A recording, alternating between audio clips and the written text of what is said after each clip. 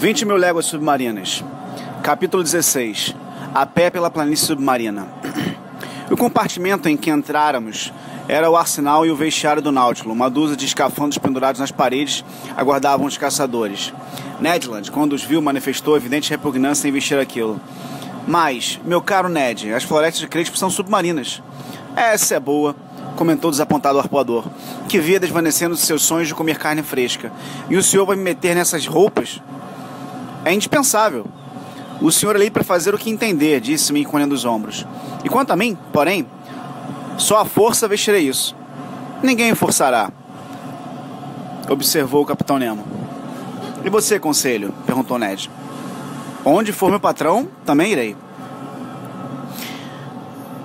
Atendendo a chamada do capitão, 2 tripulantes vieram ajudar-nos a vestir aqueles pesados impermeáveis feitos de borracha, sem costura e preparados para suportar elevadas pressões. Dir-se-ia uma armadura ao mesmo tempo flexível e resistente. Compunha-se de calça e blusão. A calça terminava por grossos sapatos equipados por pesados solados de chumbo. O tecido do blusão era armado por pequenas lâminas de cobre que protegiam o peito contra as pressões d'água, permitindo o livre funcionamento dos pulmões. As mangas terminavam em forma de luvas extremamente flexíveis, que não impediam nenhum dos movimentos na mão. Em suma, eram escafandros aperfeiçoadíssimos. O Capitão Nemo e um de seus companheiros, espécie de Hércules que devia ter força prodigiosa, Conselho e eu vestimos rapidamente aquelas roupas. Faltava apenas encaixar nossa cabeça na esfera metálica. Antes disso, porém, pedi licença para examinar os fuzis que iríamos usar. Um dos tripulantes mostrou-me um deles. Era arma simples, cuja coronha de aço era oca e grande, servindo de reservatório para o ar comprimido, que passava para o cano mediante válvula acionada por gatilho. Um depósito talhado na coroa continha cerca de 20 balas elétricas que introduziam diretamente na câmera do fuzil, por meio de mola especial. Disparado a um tiro, o outro ficava pronto para disparar. Capitão, disse-lhe eu, essa arma é perfeita e de fácil manejo. Já estou ansioso para experimentá-la, mas como alcançaremos o fundo do mar? Professor, o Nautilus está repousando a 10 metros de profundidade. Só nos falta partir. Mas como sairemos daqui? O senhor vai ver. O Capitão Nemo enfiou a calota esférica na cabeça. Conselho e eu o imitamos. A parte superior da nossa roupa terminava por gola de cobre com orifiços nos quais os parafusavam ao capacete. 3 aberturas, protegidas por lentes espessas, permitiam olhar em todas as direções com um simples movimento de cabeça, dentro da esfera metálica. Assim que ela se encaixou, os aparelhos para respiração, colocados a nossas costas, começavam a funcionar. Com a lâmpada elétrica pendurada na cintura e o fuzil na mão, eu estava pronto para a partida. Todavia, para falar francamente, o prisioneiro daquelas roupas pesadas e pregado ao convés pelas solas de chumbo, servia-me impossível andar. O caso, porém, fora previsto, porque senti que me empurraram para pequeno compartimento contíguo ao vestiário. Meus companheiros, igualmente rebocados, seguiam-me. Ouvi fechar-se uma porta equipada com obturadores de profunda escuridão envolvendo-nos. Minutos depois, um silvo forte chegou ao meu ouvido e senti uma espécie de frio que se levava dos pés para o tronco.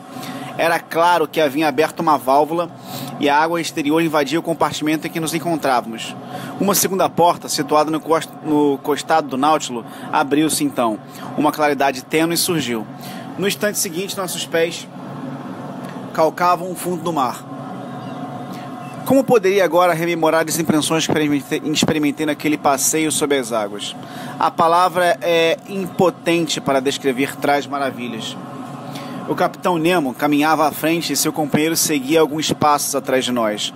Conselho e eu íamos um ao lado do outro, como se pudéssemos falar através de nossas carapaças metálicas. Eu não sentia mais peso da roupa, do calçado, do reservatório de ar, nem da espessa esfera, dentro da qual minha cabeça estava alojada, como uma amêndoa em sua casca. Todos esses objetos, mergulhados na água, permitiam parte do peso igual ao do líquido em que deslocavam a esta lei, descoberta por Arquimedes. Causava-me grande satisfação. Eu já não era massa inerte e gozava de liberdade de movimentos relativamente grande. A intensidade da luz que iluminava o fundo até 10 metros abaixo da superfície causou-me admiração. Os raios solares atravessavam facilmente a massa líquida e venciam a sua coloração. Eu distinguia claramente os objetos até a distância de 100 metros. A partir daí, o solo mantinha-se com delicadas gradações de azul ultramar. Mais longe tornavam-se azul marinho e perdia-se na escuridão indecisa. Na verdade, a água que me cercava era apenas uma espécie de ar mais denso do que a atmosfera terrestre, mais de transparência quase igual.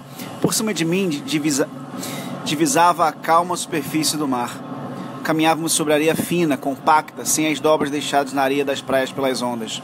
Aquele tapete resplandecente, verdadeiro refletor, reverberava os raios do sol com surpreendente intensidade. Esse fato explicava a forte reverberação que impregnava todas as moléculas líquidas.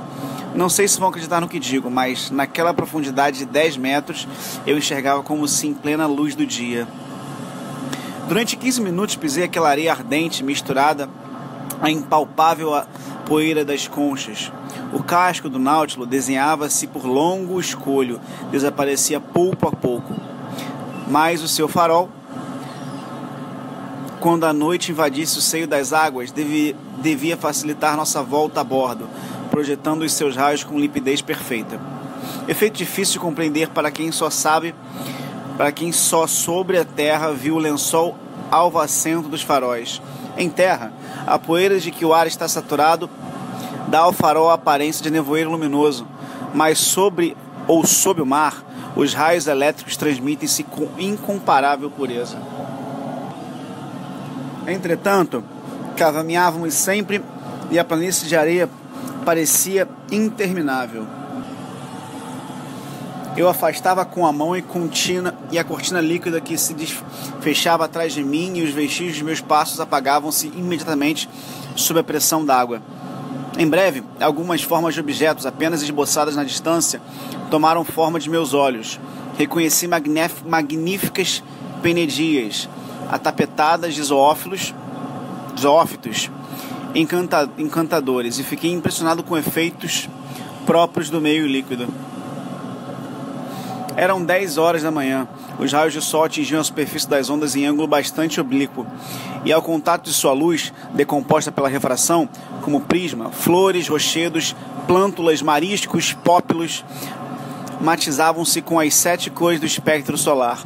Era autêntica maravilha e festa para os olhos aquela mistura de tons, um verdadeiro caleidoscópio. Verde, amarelo, alaranjado, violeta, anil, azul. Em uma palavra, a paleta completa de um colorista maníaco. E eu, sem poder comunicar a conselho as sensações fortes que me submetiam à cabeça e rivalizar com ele as interjeições entusiásticas. Como lamentei não poder, como o Capitão Nemo e seus companheiros, falar por meio de sinais. Por isso, não podendo fazer coisa melhor, falava a mim mesmo. Gritava dentro da caixa de cobre que protegia minha cabeça, gastando talvez mais ar do que seria conveniente.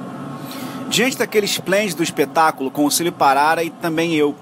Evidentemente, o bom rapaz, diante daqueles exemplares de zoófitos e moluscos, classificava sem parar.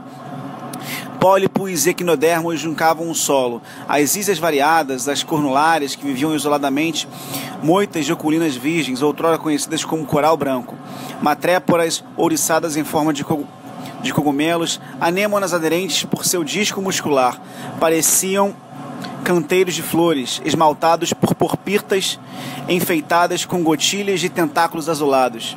Estrelas do mar constelavam-se areias em estreitas verrugosas, finas rendas, bordadas pelas mãos das náiades. Balançavam como festões com as fracas ondulações produzidas por nossos passos. Sentia sincero desgosto por estar esmagando sob os pés os reluzentes exemplares de moluscos de que o solo estava juncado. Mas era preciso andar e nós seguíamos em frente. Enquanto por cima de nossas cabeças, grupos de fisálias deslizavam deixando seus tentáculos flutuarem atrás. Também vagavam medusas cuja umbela opalina ou rosa pálido afeiçoava com o listrão azul, nos abrigava dos raios solares. Todas essas maravilhas entrevi no espaço de meio quilômetro, mal parando porque o Capitão Nemo constantemente me acenava, evitando paradas. Pouco depois a natureza do solo mudou. A planície de areia seguiu-se camada de iodo viscoso, composto apenas de conchas silicosas e calcárias. Depois percorremos um campo de de algas, plantas peláceas que as águas ainda não haviam arrancado e cuja vegetação era luxuriante. Entretanto, ao mesmo tempo em que a verdura se exibia sob os nossos passos, não abandonava nossas cabeças. Plantas marinhas pertencentes à exuberante família das águas, que conta mais de 1000 espécies conhecidas, entrecruzavam-se superfície das águas, formando um delicado caramanchão. Observei que as plantas verdes se mantinham mais perto da superfície do mar, enquanto as vermelhas ocupavam profundidade média, deixando as hidrófitas negras e os marrons a encargo de formar os jardins e os canteiros das camadas mais profundas do oceano. As algas são verdadeiramente um prodígio da criação, uma das maravilhas da flora universal. Essa família produz ao mesmo tempo os melhores e maiores vegetais do globo. Já se chegou a constar 40.000 dessas imperceptíveis plântulas em um espaço de 5 km² e ao mesmo tempo já foram encontrados fucos de mais de 500 metros de comprimento. Tínhamos saído do Náutilo há cerca de hora e meia, devia ser quase meio-dia. Percebi isso devido à perpendicularidade dos raios solares que já não se refratavam mais.